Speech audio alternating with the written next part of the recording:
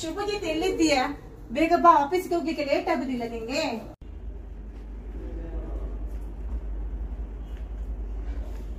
ಅಮ್ಮ ಬ್ರೇಕ್ಫಾಸ್ಟ್ ತಗೊಂಡ್ ಬನ್ನಿ.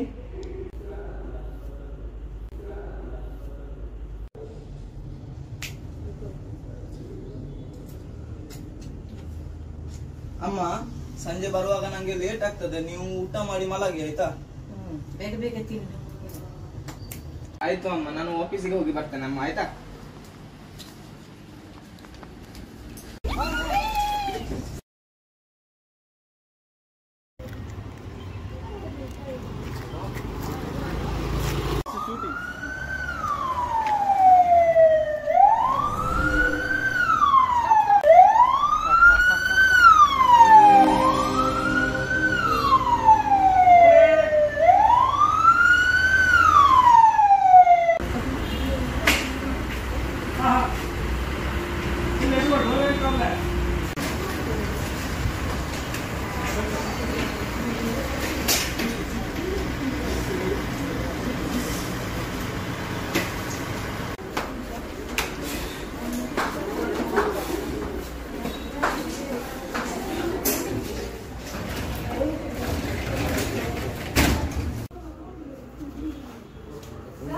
बिल पे करके ज्यादा है।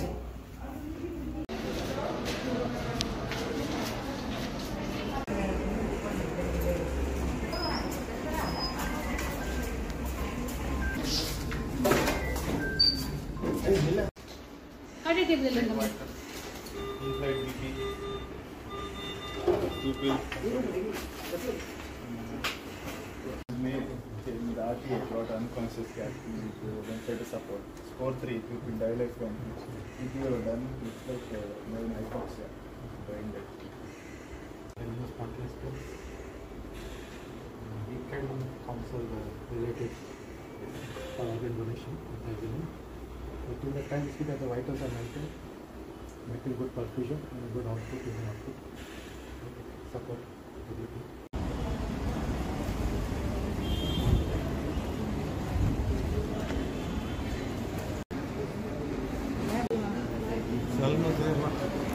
ನಮ್ಮದು ಮಗ ಇಲ್ಲಿಗ ಇದರಿಂದ ಕಾಲ್ ಬಂದು ಎಮರ್ಜೆನ್ಸಿ ಮೇಜರ್ ಇಂಜುರಿ ಆಗಿದೆ ಅಂತೆ. ಶುಭಜಿತ್ ಫಸ್ಟ್ ಫ್ಲೋರಲ್ಲಿ ಇದ್ದಾರೆ ಮೈಸೂರಲ್ಲಿ.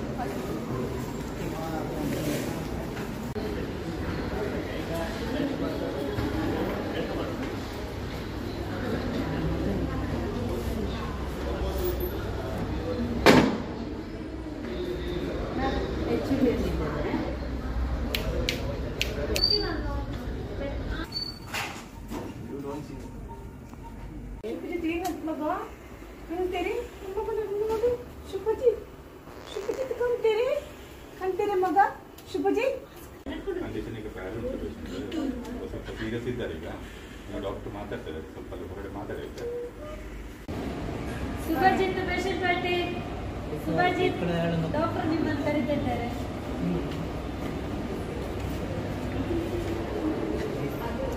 ಬನ್ನಿ ಅಮ್ಮ, ಕೂತ್ಕೊಳ್ಳಿ. ಅದೇ ಆಕ್ಸಿಡೆಂಟ್ ಗೊತ್ತಾಯ್ತು, ಎಲ್ಲ ಚೆಕ್ ಎಲ್ಲ ಮಾಡಿದ್ದಾರೆ. ನೋಡುವಾಗ ಬ್ರೈನ್ ಅದಕ್ಕೆ ಕಾಣ್ತದೆ. ಎಲ್ಲ ಥರ ಟ್ರೀಟ್ಮೆಂಟ್ ಮಾಡಿ ಆಯಿತು. ಸ್ಕ್ಯಾನಲ್ಲೂ ಮತ್ತೆ ನೋಡುವಾಗ ಏನೂ ಇಲ್ಲ, ಸಿವಿಯರ್ ಡ್ಯಾಮೇಜ್ ಆಗಿದೆ.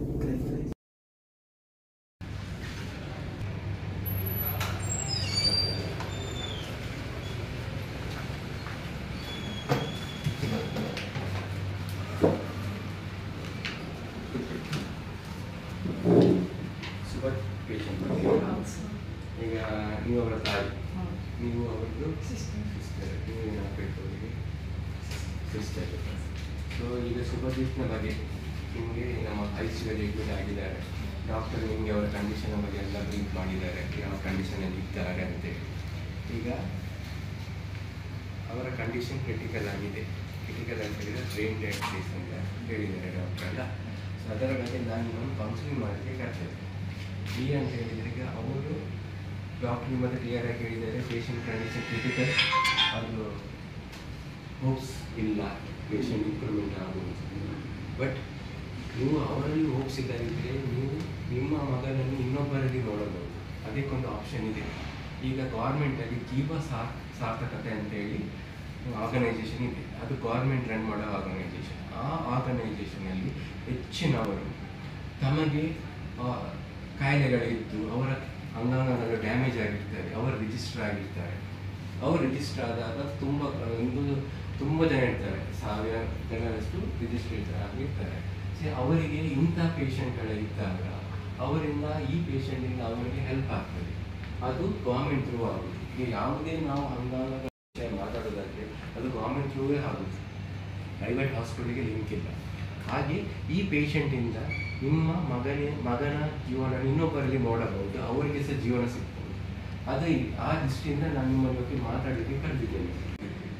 ಸೊ ಈಗ ಅಂಗಾಂಗ ಅಂತೇಳಿದರೆ ಏನು?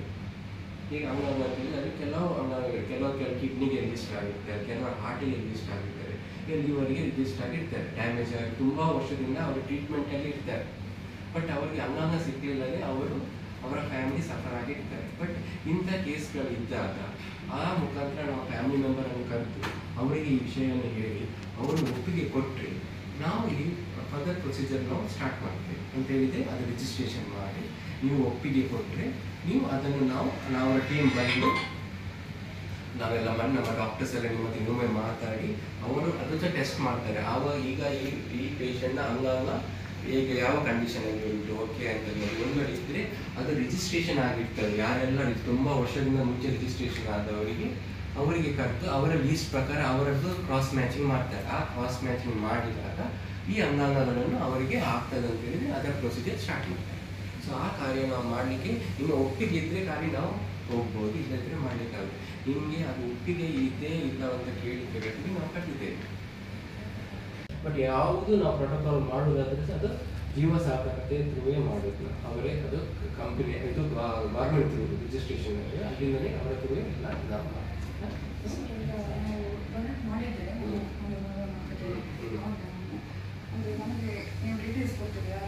ಇಲ್ಲ ಅದು ಯಾರಿಗೆ ಕೊಡೋದಿಲ್ಲ. ನಾನು ಹೇಳಿದೆ ನಿಮ್ಮ ಹತ್ರ ಮೊದಲೇ ಯಾಕೆ ನಾವು ಕೊಡೋದಿಲ್ಲ ಅಂತ ಹೇಳಿದ್ರೆ ಆ ಡೀಟೇಲ್ಸ್ ಕೊಟ್ಟ ಕೂಡಲೇ ಈಗ ಫ್ಯಾಮಿಲಿ ರಿಲೇಷನ್ಶಿಪ್ ಅಂತ ಇರ್ತದೆ.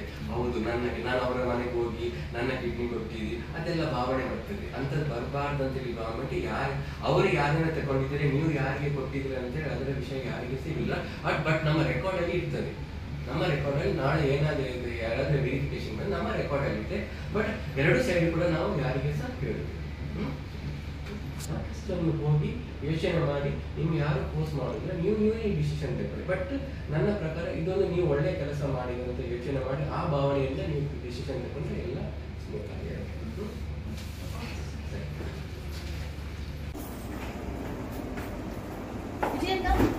ಮಗ ಹೇಗಿದ್ದಾರೆ?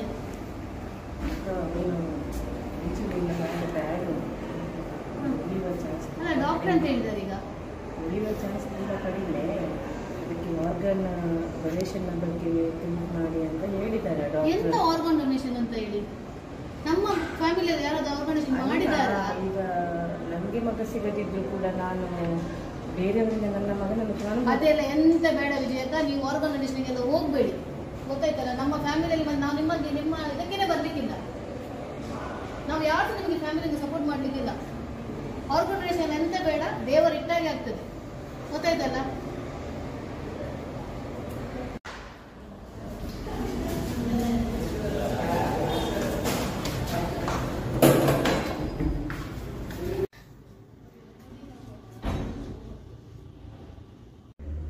ದೇವರೇ, ನನಗೆ ಏನು ಮಾಡೋದು? ನನಗೆ ಇರುವುದು ಒಬ್ಬನೇ ಮಗ, ಅವನನ್ನು ನೀನು ಕರ್ಕೊಂಡು ಹೋಗ್ತೀಯ. ಅವರು ಹೇಳ್ತಾರೆ ಆರ್ಗನ್ ಡೊನೇಷನ್ ಮಾಡ್ಬೇಕಂತ, ಇವರು ಹೇಳ್ತಾರೆ ಬೇಡ ಅಂತ. ನನಗೆ ಏನ್ ಮಾಡುದಂತ ಗೊತ್ತಾಗ್ತಿಲ್ಲ. ನೀವೇನಾದ್ರೂ ನನಗೆ ದಾರಿ ತೋರಿಸ್ಬೇಕು ದೇವರೇ.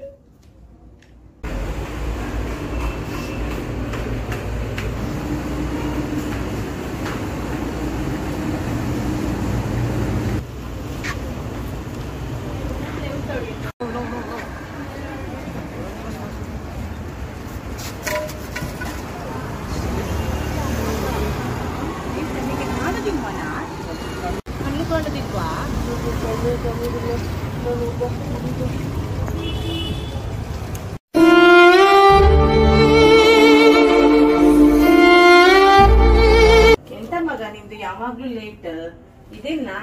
ಜೀವನ ಇಷ್ಟೇನಾ?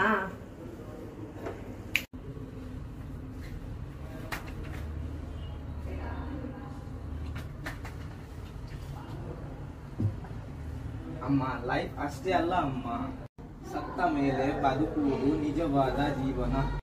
ನೀನು ಸಾಯುವ ಮಾತಾಡ್ಬೇಡ ಮಗ, ಈಗ ಆಫೀಸ್ಗೆ ಹೋಗಿ ಬೇಗ ಬಾ ಆಯ್ತಾ?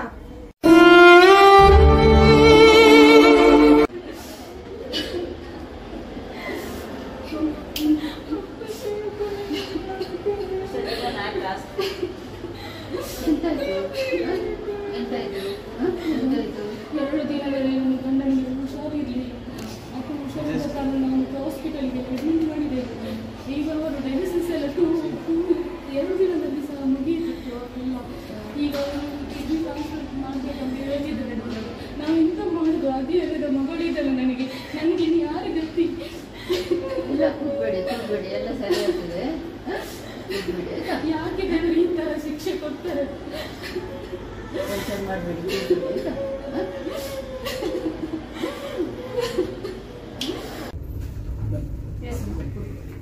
ಸರ್, ನನಗೆ ನೀವಾಗ ಎಕ್ಸ್ಪ್ಲೇನ್ ಮಾಡಿದ್ರಲ್ಲ, ಆಯಿತು. ನಾನು ನನ್ನ ಮಗನ ಆರ್ಗನನ್ನು ಬೇರೆಯವ್ರಿಗೆ ಕೊಡಲಿಕ್ಕೆ, ಯಾಕಂದರೆ ನಾನು ಅವನಂತೂ ಸಿಗುದಿಲ್ಲ, ಬಟ್ ನಾನು ಅವನನ್ನು ಬೇರೆಯವರ ಹತ್ರ ಕಾಣ್ಬೋದು. ಸಮಾಧಾನ ಮಾಡಿ ನಾವು ಮುಂದುವರಿಸ್ತೀವಿ. ಏನು ಗೌರ್ಮೆಂಟ್ ಹೇಗೆ ರೂಲ್ಸ್ ಉಂಟು ಅದರ ಪ್ರಕಾರ ನಾವು ಹೋಗ್ತೀವಿ. ಸ್ವಲ್ಪ ಸಿಗ್ನೇಚರ್ ಮತ್ತು ಕೌನ್ಸಿಲಿಂಗ್ ಎಲ್ಲ ಇರ್ತದೆ. ಅದರ ಪ್ರಕಾರ ಬ್ರೈನ್ ಫಂಕ್ಷನಿಂಗ್ ಆಗ್ತಾ ಇರ್ತದೆ. ಬ್ರೈನ್ ಡೆತ್ ಆಗಿದೆ. ಡೆತ್ ಆದ ನಂತರ ವಾಪಸ್ ಬರುವ ಚಾನ್ಸಸ್ ಅಂತೂ ತುಂಬ ಕಮ್ಮಿ. ಅದರಿಂದ ಈಗ ನೀವು ಅವರು ಎಕ್ಸ್ಪ್ಲೇನ್ ಮಾಡಿ ಇದಕ್ಕಿಂತ ನೀವು ಅವ್ರದ್ದು ಆರ್ಗನ್ಸ್ ಕೊಡಲಿಕ್ಕೆ ಒಪ್ಕೊಂಡಿದ್ವಿ. ಈ ಲೈಫನ್ನು ಬೇರೆಯವ್ರಿಗೆ ಹೇಳ್ಬೇಕು. 8 ಬೇರೆ ಜನರಿಗೆ, ನಮಗೆ ಎಂಡೋರ್ಮೆಂಟ್ ಫೇಲಿಯರ್ ಇರುವಂಥ ಜನರಿಗೆ ಒಂದು ಲೈಫ್ ಸಿಗ್ತದೆ. ಅದರಿಂದಾಗಿ ಅವರಿಗೆ ಅವರು ತುಂಬ ಕೃತಜ್ಞರಾಗಿರ್ತಾರೆ. ಬುಜ್ಜಿ, ನನಗೆ ನೀನು ಕೈಗೆ ಸಿಗುದಿಲ್ಲಲ್ಲ ಇನ್ನನ್ನು ನಾನು ಬೇರೆ ಜನರಲ್ಲಿ ಕಾಣ್ತೇನೆ ಮಗ. ನನಗೆ ಇಲ್ಲಿ ಸಿಗುದಿಲ್ಲ.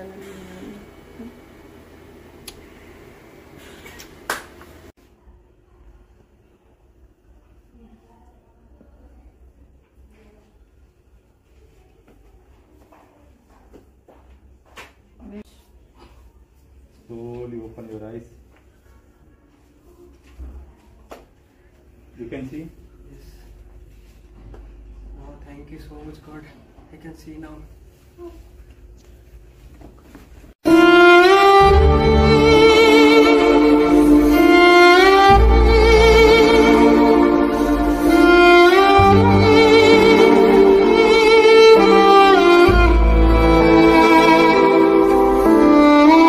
So today I ask you, don't let your kindness ends with your life. Let it live on. Be the reason someone smiles again, breathes again, hopes again. Be an organ donor, save lives, create hope. Thank you.